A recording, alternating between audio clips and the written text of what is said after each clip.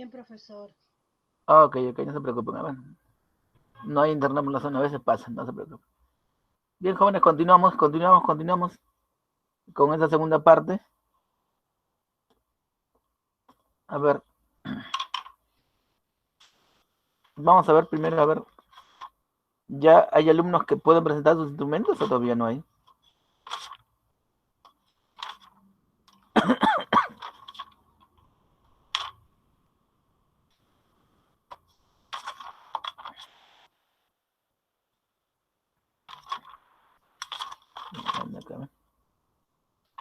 ¿Alguno de ustedes quiere presentar sus instrumentos o todavía?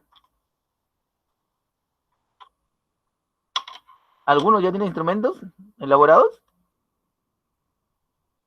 ¿O todavía? ¿Sí? A ver, Mercedes, me parece que de repente tiene listo el instrumento. ¿Ya regresó todavía? Mercedes Santos, ¿ya regresó? De repente ella trae sus instrumentos, ¿ah? Esperemos que sí. Bien, vamos a terminar de revisar la matriz de consistencia entonces, pero la próxima semana sí, de hecho, por si acaso, hay que presentar los instrumentos y voy a llamarlo por lista para la próxima semana, para la próxima clase. Vamos a terminar de revisar lo que es la matriz de consistencia. A ver. Heredia. ¿Se encuentra Heredia? Heredia. Presente, profesor. A ver, su matriz de consistencia, por favor. Ya.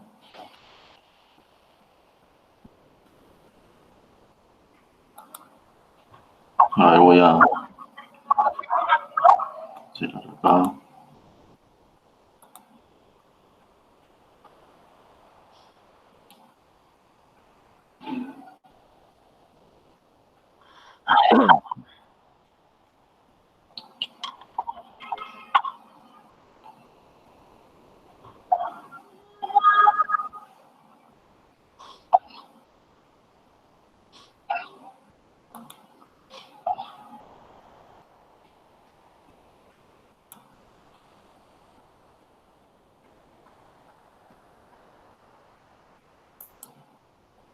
En el documento, ponlo en el documento, Documento. Ah, ok.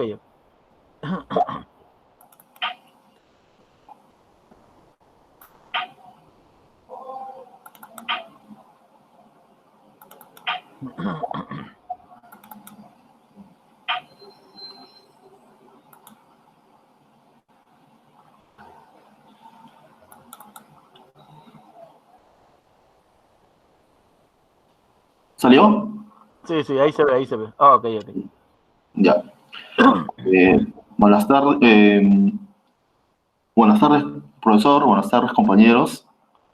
Mi nombre es Julio Heredia Domenech, quien, bueno, soy docente en química y, bueno, estoy haciendo la maestría y en el curso de taller de tesis 2, donde son los instrumentos y trabajo de campo. Mi tema de investigación se titula la aplicación de mapas conceptuales en la comprensión de textos explicativos en estudiantes de pregrado del primer ciclo del curso de Química General de la Facultad de Ciencias de la Universidad Nacional de Educación Enrique Guzmán Ibai.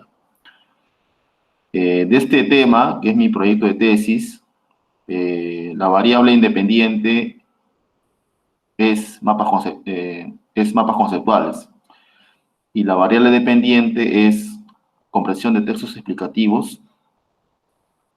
Y la matriz de consistencia lo he desarrollado de la siguiente manera. Primero, enfocando el problema, los objetivos, la hipótesis, ¿no? La formulación del problema general, problema específico, objetivos, general, objetivo específico, hipótesis, hipótesis general, hipótesis específica. El problema general es si es que influye la aplicación de mapas conceptuales en la comprensión de textos explicativos por parte de los estudiantes. Problema específico, si influye la aplicación de mapas conceptuales en la comprensión textual, inferencial y crítico-valorativo de textos por parte de los estudiantes. Como objetivo general es determinar si la aplicación de mapas conceptuales influye en la comprensión de textos explicativos. El objetivo específico es determinar si la aplicación de mapas conceptuales influye en la comprensión textual, inferencial y crítico valorativo en los estudiantes. Como hipótesis general es que la aplicación de mapas conceptuales influye en la comprensión de textos explicativos en los estudiantes, y como hipótesis específica es la aplicación de mapas conceptuales influye en la comprensión textual, inferencial y crítico valorativo en los estudiantes. O sea, la hipótesis general es una sola, así como el objetivo general y el problema general. Y en cuanto a problema específico, objetivo específico, hipótesis específica son 3 cada uno, ¿no? Si no es que para reducirlo y resumirlo en una sola idea, he puesto una hipótesis específica, un objetivo específico y un problema específico, que se desdoblan en 3, ya que hay 3 dimensiones en cada, en el caso de la variable dependiente, que es comprensión de textos explicativos, hay 3 dimensiones, ¿no? Que es la comprensión textual, la comprensión inferencial y la comprensión crítico-valorativa. En cuanto a las variables, mapa conceptual y comprensión de textos explicativos, he sacado de cada uno de ellos su definición conceptual. La definición conceptual de mapa conceptual es según Novak en 1972, ya que Novak es un representante del constructivismo, y justamente el mapa conceptual es un aspecto del constructivismo, ¿no? Entonces, mapa conceptual, definido conceptualmente por Novak como un recurso esquemático para representar un conjunto de significados conceptuales incluidos en un conjunto de proposiciones. De esta definición conceptual que está en bibliografía, según Novak, he sacado la definición operacional. Si el mapa conceptual es un recurso esquemático, hay varias fuentes donde dicen que el mapa conceptual también, bueno, si es un recurso esquemático, es un método, es una técnica. Yo he escogido como definición operacional como una técnica que sirve para esquematizar conceptos usando un razonamiento lógico. De esta variable mapa conceptual he sacado su dimensión, he sacado como dimensión la técnica de mapas conceptuales. En cuanto a la variable dependiente, que es la comprensión de textos explicativos, según Cortés, en su proyecto de tesis del año 2019, define conceptualmente como la habilidad que adquiere el individuo para el análisis e interpretación del contenido de un texto. La definición operacional que he sacado de esta definición conceptual es que la comprensión de textos explicativos es una capacidad que sirve a los estudiantes de hacer inferencias a partir de un texto y desarrollar un nivel crítico valorativo. De esta definición operacional he sacado 3 dimensiones. He sacado primera dimensión, comprensión textual; segunda dimensión, comprensión inferencial; y tercera dimensión, comprensión crítico-valorativo. De acuerdo a la variable independiente, que es mapa conceptual, cuya dimensión es técnica en los mapas conceptuales, he definido conceptualmente esta dimensión como el conjunto de procedimientos donde se plantea la representación en función de la jerarquía, abstracción y relaciones entre ideas y conceptos. Esto según Arellano, el año 2009. Esta definición conceptual en sí no dice que es una técnica de mapas conceptuales, pero yo he podido leer de acuerdo a una parte de este libro que dice cómo hacer mapas conceptuales. Entonces, el decir cómo hacer mapas conceptuales es que se refiere a la técnica de los mapas conceptuales. Entonces, de esa página, que es la página 53 de ese libro, he parafraseado y he sacado un resumen de todo lo que explicaba acerca de cómo se hace un mapa conceptual, y lo he definido conceptualmente según como está indicado, según Arellano. El año no especifica, pero en la introducción del libro dice el año. Entonces, es el año 2009. De esta definición conceptual he sacado los indicadores. No, perdón. De esta definición conceptual he sacado una definición operacional, ¿no? La definición operacional de mapa conceptual es aquella que se mide en la rúbrica como instrumento de evaluación de mapas conceptuales. Esto lo he sacado de una fuente, de una tesis, cuyo título es la rúbrica como instrumento de evaluación de los mapas conceptuales. Y da a conocer un instrumento donde especifica justamente 5 indicadores, los que están mencionados: los conceptos y palabras conectoras, la jerarquía y organización, la interrelación, la creatividad y estilo y la complejidad.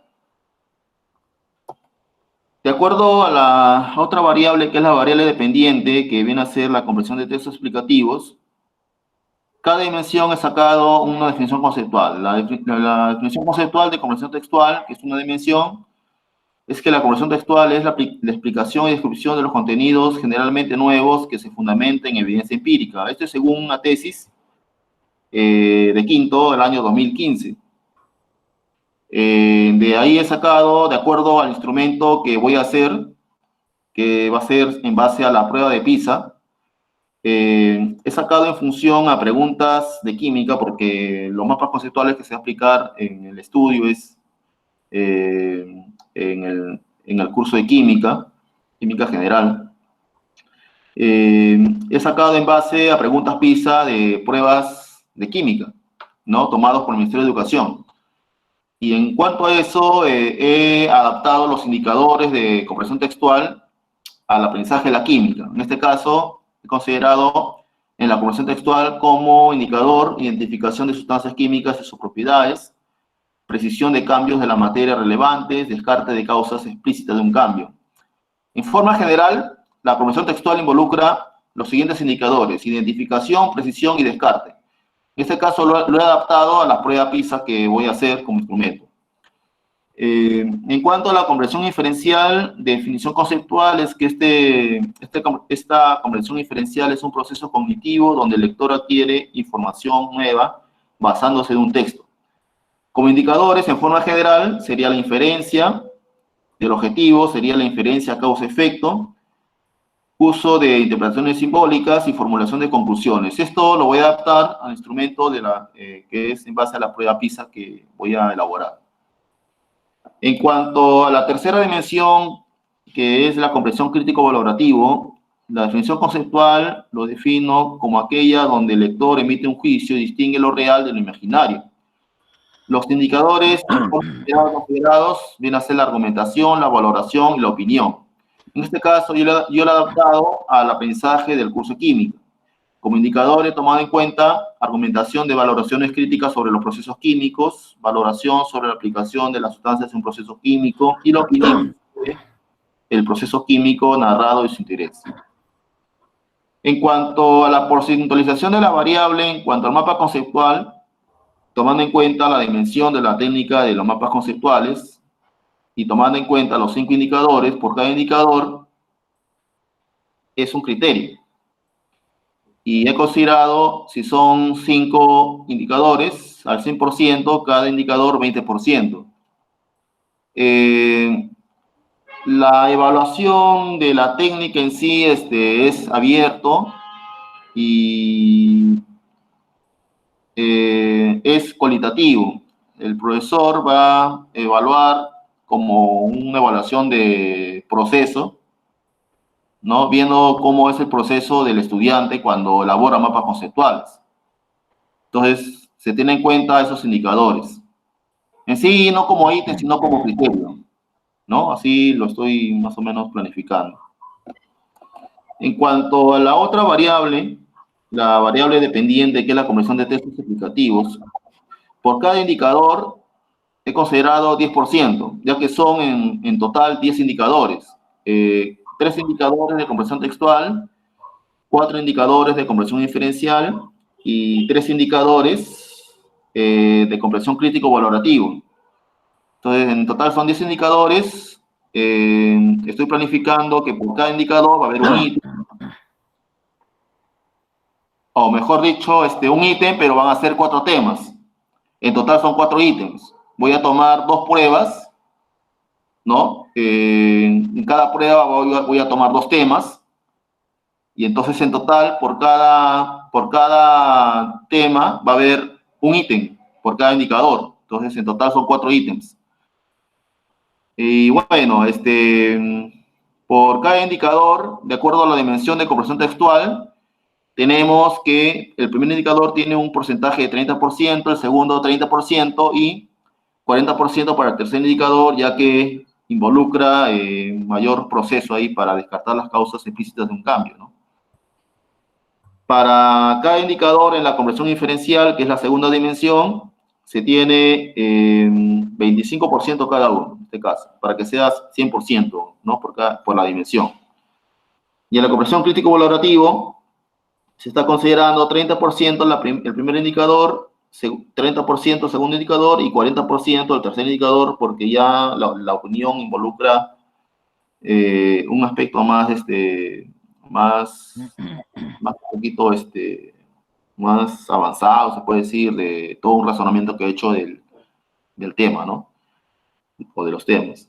Entonces he considerado 40%. Entonces en total, por cada dimensión, sería 100%. Y bueno, de acuerdo a las variables independiente y dependiente, la variable independiente, mapa conceptual, cuya dimensión es la técnica de mapas conceptuales, la variable dependiente que tiene 3 dimensiones, compresión textual, compresión inferencial, compresión crítico-valorativo. Cada una de las dimensiones tiene sus indicadores. La dimensión técnica de mapas conceptuales tiene 5 indicadores. La compresión textual tiene 3 indicadores, compresión inferencial tiene 4 indicadores y la compresión crítico-valorativo tiene 3 indicadores. La metodología que voy a seguir es de tipo investigación aplicada, nivel cuasi experimental. Voy a trabajar con un grupo de control y un grupo experimental. Al grupo de control no van a aplicar, el grupo de control no van a aplicar la técnica de mapas conceptuales. Se va a tomar el pretest, se sigue la metodología tradicional y nuevamente se toma el examen, ¿no? Final. Y en el caso del grupo experimental, es el grupo que se va a aplicar la técnica de mapas conceptuales. Se toma primero el pretest, luego se aplica la técnica de mapas conceptuales y luego se toma el post-test, ¿no? Que sería el examen final.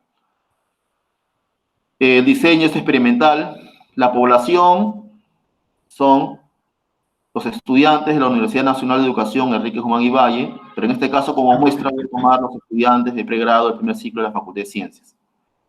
Bueno, todavía no lo voy a aplicar este año debido a la pandemia y todo lo que ha pasado, pero ya he planificado, he ido a la universidad, no he tenido la oportunidad de conversar con los profesores, pero estoy pensándolo hacer ya después que pase la pandemia y todo esto.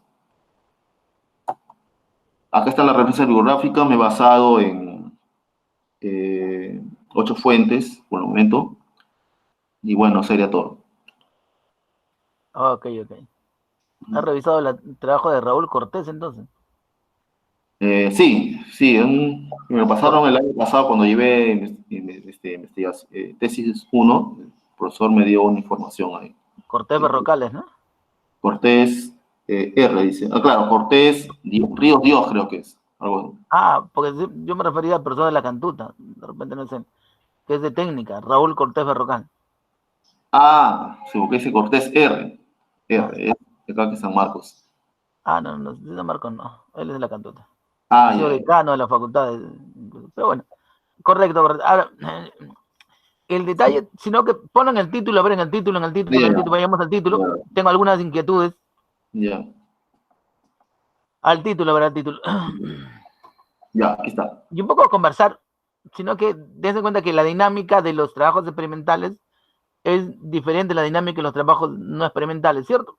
Y básicamente de repente un poco el error mío ha sido mostrar solamente la dinámica de los trabajos no experimentales, más no hemos incidido, por cuestiones de espacio, en la dinámica de los trabajos experimentales, ¿no? Que si bien es similar, a veces no hay distinción, aparentemente no hay distinción metodológica, pero en realidad hay algunas distinciones metodológicas que tenemos que clarificar y mostrar desde la cuestión metodológica, que es el inicio de los procesos de operacionalización de la variable, ¿cierto? Primero eso. Ahora, recuerden que en los trabajos experimentales, ¿no es cierto? Ahí sí hablamos de variable independiente y dependiente. En cambio, en los trabajos no experimentales hablamos de variable 1 y variable 2, ¿cierto? Por cuestiones cuestiones prácticas. Sino que en investigaciones no experimentales no manipulamos variables. Como no hay manipulación, entonces lo único que hacemos es construir instrumentos, para medir las dos variables, si estamos dentro de modelos bivariables, y sobre eso recogemos la data y trabajamos, no hay problema. En cambio, en las investigaciones experimentales sí hay manipulación de variables, ¿no es cierto? Entonces, por lógica, ahí decimos variable independiente y variable dependiente. Manipulo la variable, ojo, la manipulo para medir el efecto que esta variable independiente tiene en la variable dependiente. Es decir, la variable medida es la variable dependiente. En cambio, la variable independiente no la mido, la manipulo. Pero también algunos dicen que no, pero también se operacionaliza para ver cómo es que voy a hacer el procedimiento. Ojo, no es que la voy a medir, sino cómo voy a hacer el procedimiento. Salvo que, en algunos casos, porque en realidad a veces ocurre, yo lo hice, en algunos casos, la variable independiente también se operacionaliza para poder medirla, ¿cierto? Eso cuando el diseño, el modelo de investigación al cual me inclino es el modelo mixto, donde me interesa, por ejemplo, saber, ¿no?, cómo los estudiantes se han sentido, etcétera, etcétera, y también puede ser pertinente, ¿no? Pero mi pregunta es, ¿vas a medir la variable mapas conceptuales también? ¿O solamente vas a manipularla? Lo que interesa es si el alumno comprende los textos, ¿no?, de química. O sea, lo que se Claro. va a medir sí es obligatorio, se va a medir en la comprensión de textos explicativos, Claro. al examen, pero digamos que cómo va el proceso, ¿no? Cómo va el alumno siguiendo el proceso de mapas conceptuales, ¿no? Si está entendiendo, si está haciendo bien los mapas conceptuales, como una referencia, ¿no? Claro, ese es el No detalle. adicional, de repente, ¿no? Se puede hacer en la rúbrica, ¿no?, de los mapas conceptuales. O sea, Sí, no, el profesor vea si el alumno o el estudiante está utilizando las palabras conectoras, ¿no? Si está jerarquizando, está organizando las ideas, por ejemplo, ¿no? Pero solamente con un proceso nada más, o sea, cómo va el avance, ¿no? claro, Nada. sino que voy a mostrar pantalla un ratito, no sé si me dejas un ratito mostrar pantalla. Ah, Voy a ya. mostrarles algo un ratito, ojalá pueda. Compartir, ¿no? Claro, deja de compartir un ratito Ah, ya. para que yo pueda compartir pantalla y pueda mostrarles algo. Me Ya. dicen si pueden verlo. Voy a tratar de mostrar pantalla. A ver. Vamos a ver en qué medida puedo hacerla. Ya. Vamos a ver.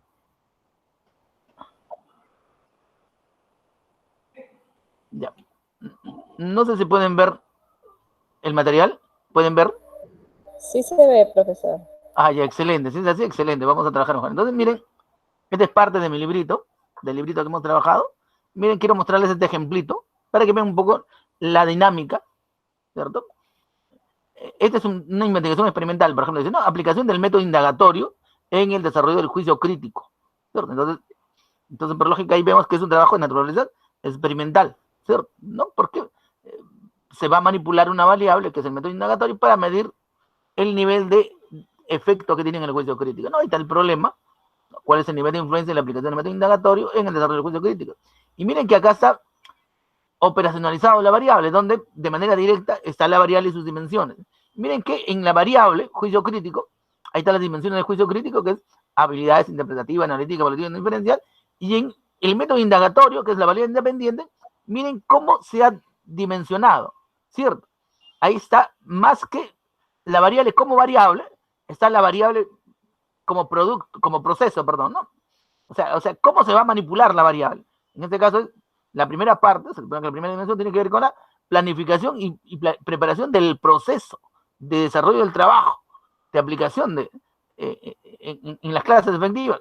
O sea, la segunda dimensión, que son presentación de los contenidos, y la tercera dimensión tiene que ver con lo que es la fijación de los conocimientos. Y miren que está manipulado en función del procedimiento que se va a emplear en el proceso de manipulación de la variable. Miren cómo es diferente, ¿cierto? Ahí no está indicando esa operacionalización que voy a medir la variable, sino que está indicando la ruta del proceso de aplicación y manipulación de la variable independiente. Eso es lo que debe establecer la ruta en lo que es la operacionalización de las variables en el caso de variables independientes en trabajos experimentales, ¿cierto? Ese es el detalle a veces que a veces nos falta. Lo trabajamos de tal manera que aparentemente nos da la idea de una cuestión metodológica desarrollada para una investigación no experimental, cuando hay algunas diferencias que tenemos que mostrar. Ahora, otra cosita, voy a cerrar eso un ratito, otra cosita, voy a mostrarles un ratito acá, voy a hacer un esquemita chiquitito, ¿cierto? Que es muy importante y que a veces olvidamos, ¿no? El detalle de que los trabajos experimentales tienen una naturaleza muy particular. Voy a hacer aquí 4 cuadritos de manera rápida. ¿cierto? Para que puedan entenderme, ¿cierto?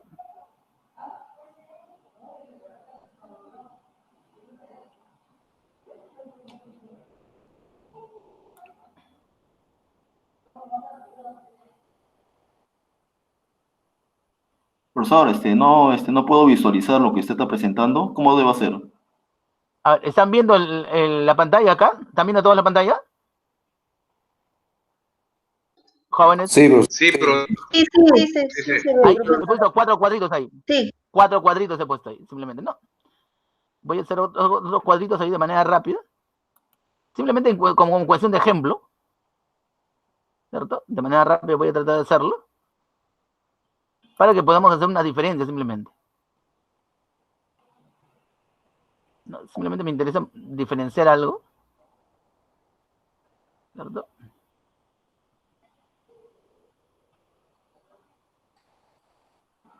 Soy lento también por algunas cosas.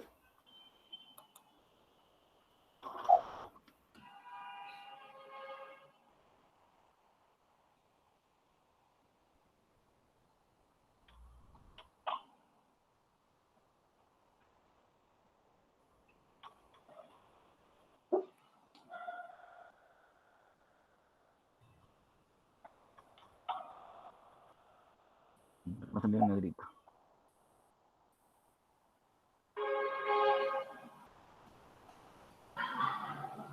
Ay. A veces las cosas no salen tan rápido como uno quiere. A veces. Ya. Ahora, como esto tiene sus trucos, ya he aprendido un poquito también los trucos.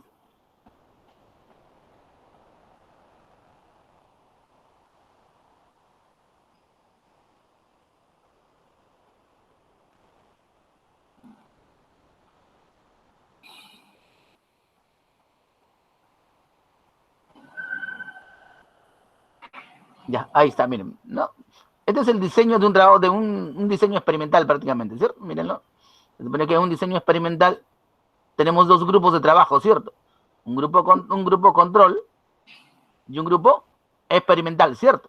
Estos dos grupos trabajan, ¿no? Un grupo experimental y un grupo control, en los cuales supuestamente voy a realizar dos observaciones, dos medidas, dos recojos de información. Un primer momento, que es la prueba de entrada, pretest, y un momento de salida, que es la prueba de salida o post-test, ¿cierto?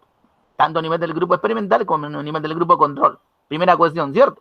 Entonces ahí estamos claros todos en esa diferencia. Se supone que en un diseño experimental, cuasi experimental, tengo dos grupos, un grupo experimental y un grupo control. En ambos hago dos observaciones. Pretest, prueba de entrada, y post-test, prueba de salida. Grupo experimental y grupo control, ¿sí? Primera cuestión, ¿cierto? Segunda cuestión, entonces, la intencionalidad del grupo del pretest, prueba de entrada, es primeramente determinar si efectivamente respecto a la variable que yo quiero trabajar, ambos grupos están en igualdad de condiciones. De repente no, quiero medir el nivel de aprendizaje respecto a los textos explicativos, ¿era, no? Sí, ajá. En dos grupos, grupo experimental y grupo control. Entonces tomo el pretest para determinar si ambos están igualitos, es decir, si ambos tienen promedios iguales, es decir, aplico la prueba, ¿cierto? Y efectivamente en ambos grupos obtengo un promedio de, digamos, 10.5 o 10 y 10.8. Igualdad de condiciones. Puedo empezar, hago mi experimento, ¿cierto? Y en el grupo control trabajo de manera tradicional, ¿es cierto? Y en el grupo experimental aplico mi propuesta, que en este caso es la técnica de los mapas conceptuales.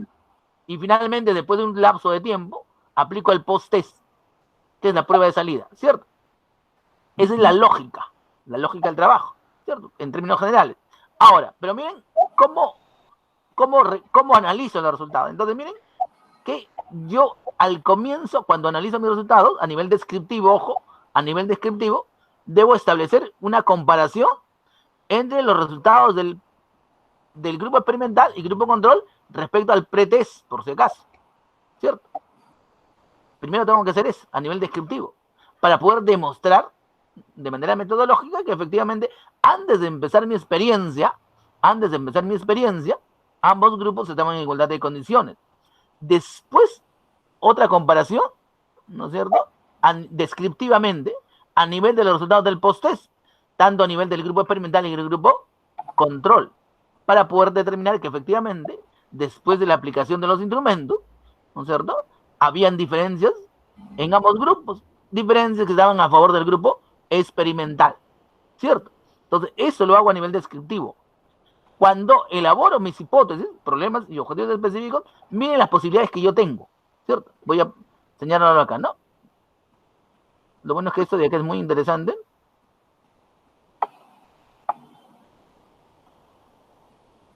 ¿Se ven eso que estoy poniendo? ¿Sí, no? No, yo no veo, no puedo ver la diapositiva, lo que está presentando. ¿Sí? ¿Todos tienen ese mismo problema? No, sí estamos viendo. Qué raro. Ah, de repente tú todavía estás presentando. O, claro, ¿cómo debo hacer? No sé. Debes dejar de presentar. De repente tú todavía estás presentando. A ver. Sí, porque puse dejar de compartir, puse. Ah, déjame decir. A ver, ¿será que qué quiere hacer?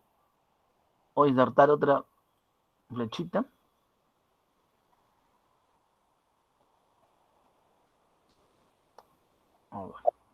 De repente con esta misma, ¿no?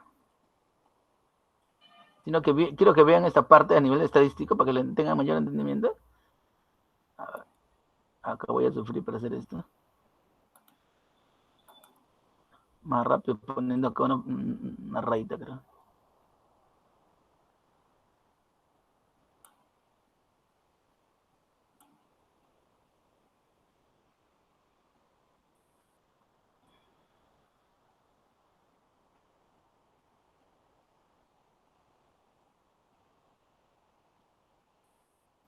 De acá.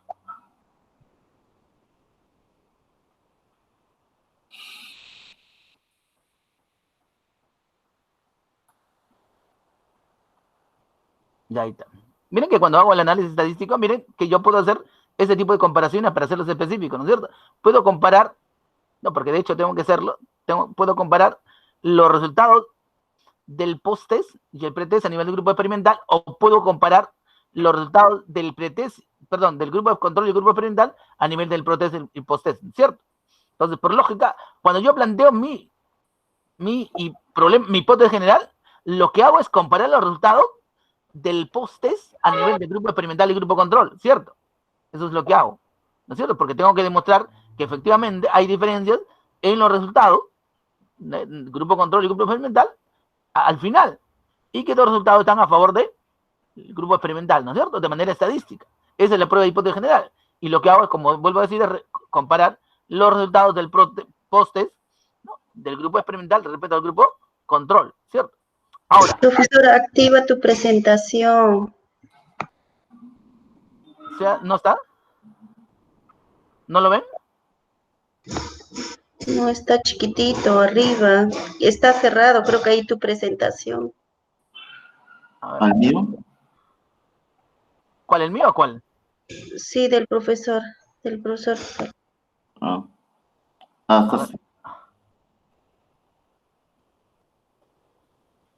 ¿Ahí se ve un poco mejor?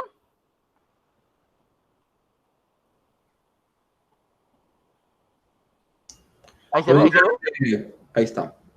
¿Ahí se ve? Sí. Ya, miren, lo que quiero decir es, miren la comparación, ¿no? Decía, no, la hipótesis general se trata de comparar los resultados del post-test a nivel del grupo experimental y grupo de control, ¿cierto? En los específicos,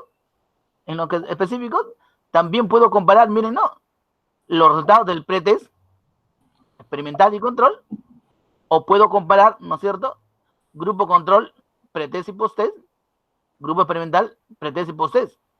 Esas otras modalidades de análisis, o sea, ese es el otro modelo de diseño, aparte del cual estamos acostumbrados, ¿no es cierto? Porque en el que estamos acostumbrados es variable y sus dimensiones, ¿cierto? Entonces hay un modelo que dice, no, establezco la comparación entre, por ejemplo, en este caso, la variable, ¿cómo digo?, mapas conceptuales y las dimensiones de la variable texto dispositivo, ¿no es cierto? Porque mapas conceptuales influye en nivel inferencial, creo que decías, ¿no? Mapas conceptuales influyen en nivel literal, mapas conceptuales influyen en nivel crítico. Entonces, miren, esa es la posibilidad de hipótesis específica, ¿cierto? Pero también como es experimental, hay la otra posibilidad de comparación, que es no, decir no, hipótesis específica, comparación, ¿cierto? Del, ¿cómo te digo? De los sectores positivos entre el pretest, grupo experimental y grupo control, ¿no es cierto? Textos positivos a nivel del grupo experimental, pretest post-test, textos positivos a nivel del grupo control, pretest post-test. ¿Se dan cuenta? Entonces yo puedo hacer una comparación entre grupos diferentes, experimental y control, o puedo hacer una comparación entre momentos diferentes, sea a nivel del grupo experimental o sea a nivel del grupo control. Es decir, hay otra modalidad diferente, ¿no es cierto? En ese modelo se separa, ¿no? Y hay una diferencia entre lo que es el modelo clásico de lo que es la metodología para investigaciones no experimentales y el modelo de la metodología para investigaciones experimentales. Entonces esa es la riqueza. Hay mucho más posibilidades en esa parte. Bien, entonces vamos a dejar de compartir. A ver, ahora sí dejo de compartir. No sé si entendieron esa partecita, pero cuando vayamos a investigaciones a prueba de hipótesis, lo vamos a ver con mayor claridad, porque ahí sí vamos a dedicarnos específicamente a explicar todas esas diferencias de posibilidades de análisis, tanto a nivel descriptivo como a nivel inferencial. No, porque de hecho el problema que ocurre mucho es que a veces estamos acostumbrados a un solo tipo de modelo.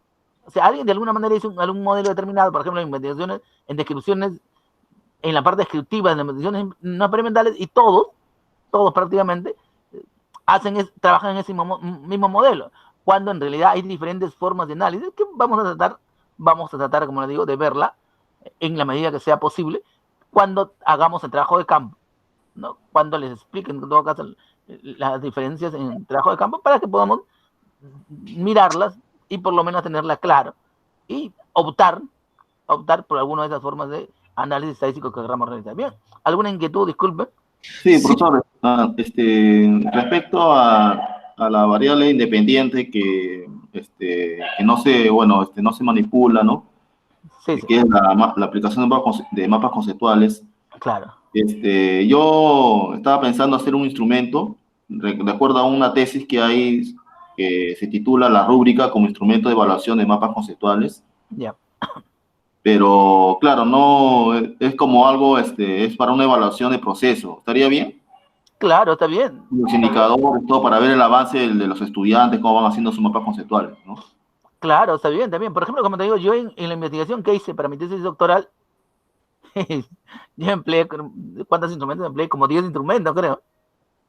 Ah, ya.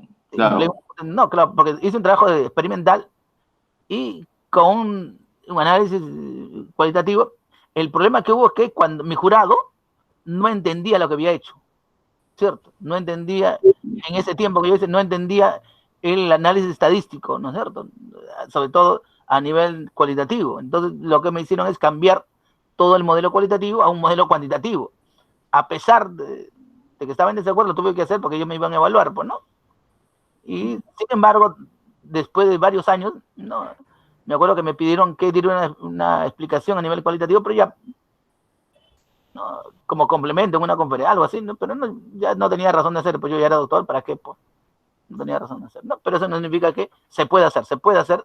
Hay muchos trabajos, es más, he visto un trabajo parecido al mío en la web hace un tiempo, que hace un análisis de su trabajo experimental, ¿no? Con varios instrumentos, no sé con cuántos instrumentos, pero lo he hecho. Y también, lastimosamente, también está en el corte cuantitativo que yo en mi tiempo seguí. Lastimosamente, no, sería muy adecuado, porque no he visto, por más que he revisado, no he visto un trabajo mixto, serio, que refleje realmente la riqueza del análisis mixto, ¿cierto? Entonces, me parece que todavía a nivel del país, me parece que todavía estamos aprendiendo. Yo sé que en otras universidades, me parece que la Universidad de Puno, en algún momento tuve la oportunidad de mirar de cerca un trabajo muy bonito, pero estamos en ese proceso de aprendizaje. Lastimosamente, al igual que estamos acostumbrados a un modelo conductista de trabajo en aula, todavía en investigación estamos acostumbrados a ese modelo positivista de lo que es el trabajo cuantitativo. Entonces, todavía no resistimos a la riqueza del trabajo cualitativo.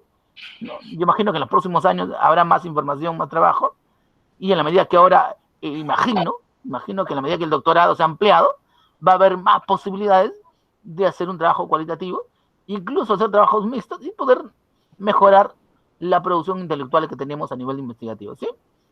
Espero que sí. Bien, ¿alguna pregunta, jóvenes? Disculpe que me haya atrevido a meterme en esa parte.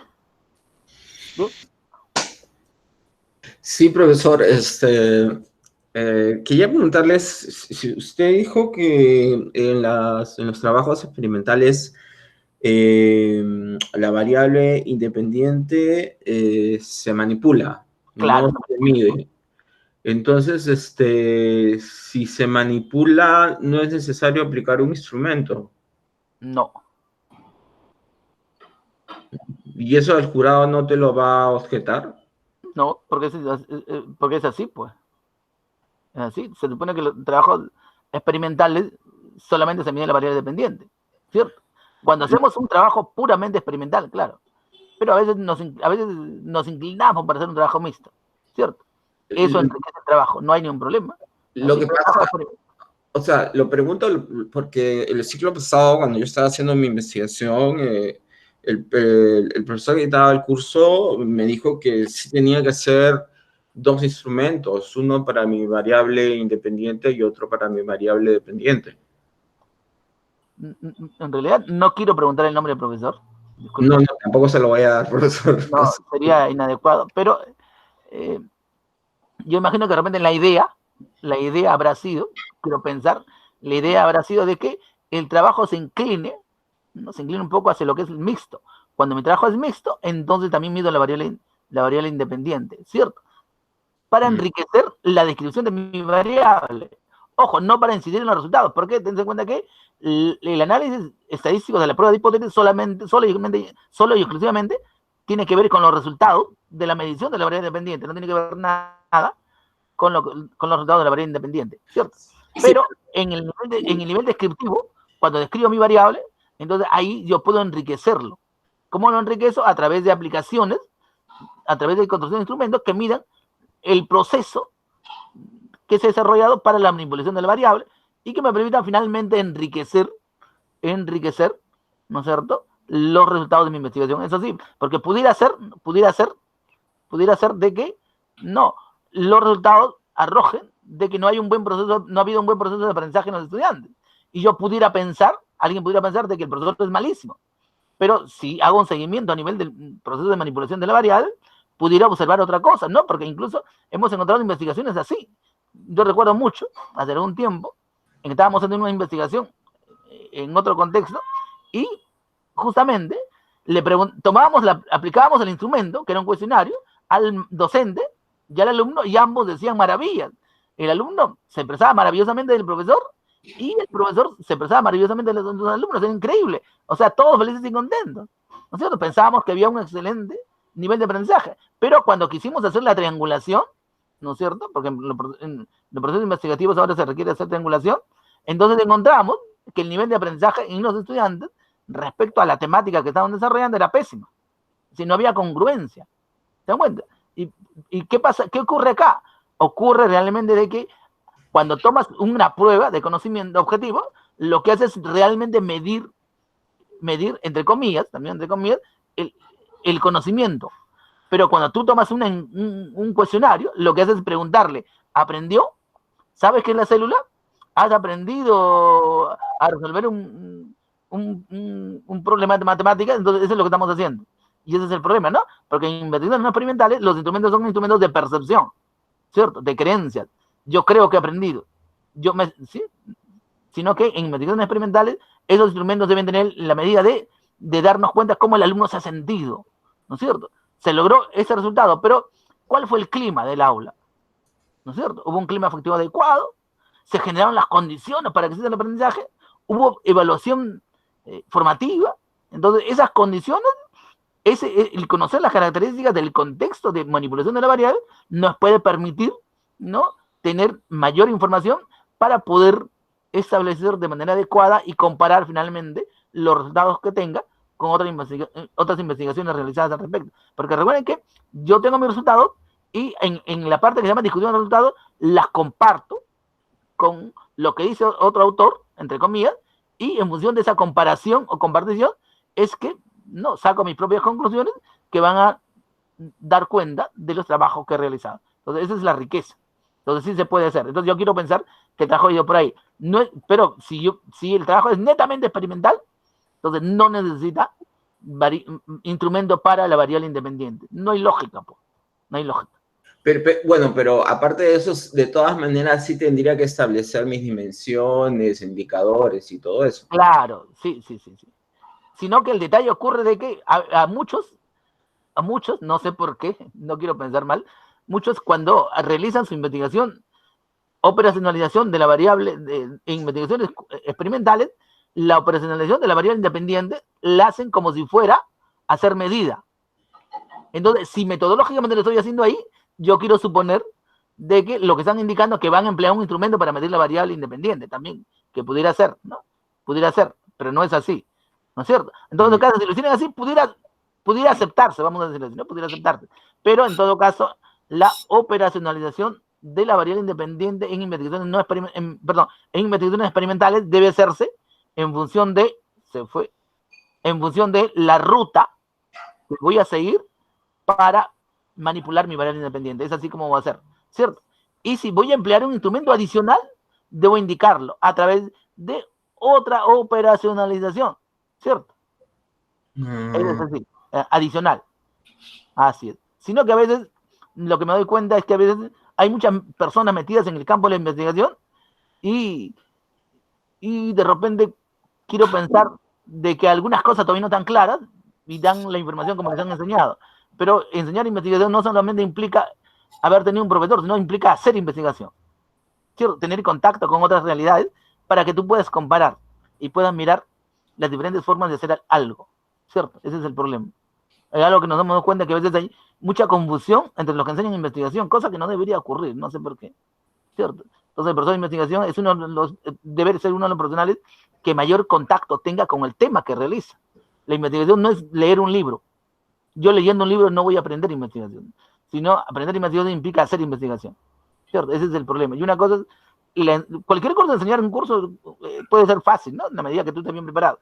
Pero enseñar investigación es no solamente estar preparado teóricamente, sino también metodológicamente y fundamentalmente estadísticamente.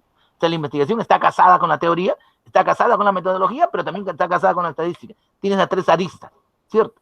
Porque si no, entonces estás perdido. Y sobre todo, implica también el manejo cualitativo, ¿cierto? De tal manera que puedas tener información suficiente para darte cuenta de los detalles, ¿no? Cuando hay que mirarse, cuando hay que mirar los detalles, ¿sí? Bien. Pero en todo caso, igual nos falta aprender a todos, ¿no? Hay muchas cosas que yo no sé, claro, y muchas cosas que quiero aprender, de hecho que sí. Muchas gracias, profesor, muchas gracias. Ok. Y además algo importante, yo les doy algunas indicaciones desde la experiencia que tengo. Hay muchas cosas que no las conozco, no las manejo, y por lógica, de repente, y de hecho que es cierto, en ese contacto también me doy cuenta de algunas cosas, ¿cierto? Y es importante y fundamental, ¿no? En investigación hay bastantes cosas que decir, ¿no? Hay bastantes cosas que decir, eso sí, es así. Y claro, hay escuelas de investigación, también hay escuelas. Ya, por ejemplo, en el momento les he hablado que en el proceso de operacionalización variable hay tendencias, dos tendencias, ¿no? Generalmente el que habla sigue una tendencia. Hay otras tendencias, ¿no? Por ejemplo, yo digo, el que habla dice, no, variables, dimensiones, indicadores, índices reactivos. Otros dicen variables, índices, se saltan las dimensiones, no sé qué, pero son estilos diferentes, ¿no? Son escuelas diferentes. Pero en fin, bien, yo creo que por acá nos quedamos. Ha sido un tema muy interesante, ¿cierto? Algo hemos aprendido. Y la próxima clase, ya saben que vamos a ver confiabilidad, que es un tema también muy interesante. Y después de eso ya vemos análisis de ítem pregunta por pregunta en las diferentes modalidades y formas que se pudieran hacer, ¿cierto? Entonces ya me he dado cuenta, porque no me había dado cuenta, me he dado cuenta que sí puedo utilizar el SPS, que sí puedo emplear lo que está en mi computadora. Entonces eso va a permitir que podamos trabajar directamente con el SPS que yo tengo, pues, ¿cierto? Y poder a partir de ahí hacer algunas cosas. Y de hecho, instalen su SPS para que puedan también compartir lo que se hace. Bien, jóvenes, hasta aquí. Ya saben que la próxima clase revise los instrumentos. Voy a empezar con Mercedes. ¿Dónde está Mercedes? Ya me di cuenta que a las 8 hace su pregunta, se va toda la clase y regresa a las 2. Ya me he dado cuenta, por si acaso. Si no fuera por esa pregunta del Omega, no me doy cuenta. Ah, si no, a las 8 ha puesto ahí, ¿qué opina del Omega? Me dice, y se fue. Ya me di cuenta, ya se parece a mí cuando hacía mis cosas. ¿Sí? Me acuerdo cuando estaba en pregrado, me salía por la ventana para irme al comedor, me acuerdo. Ay, ay, ay. Sí. Bien, jóvenes. Hasta aquí.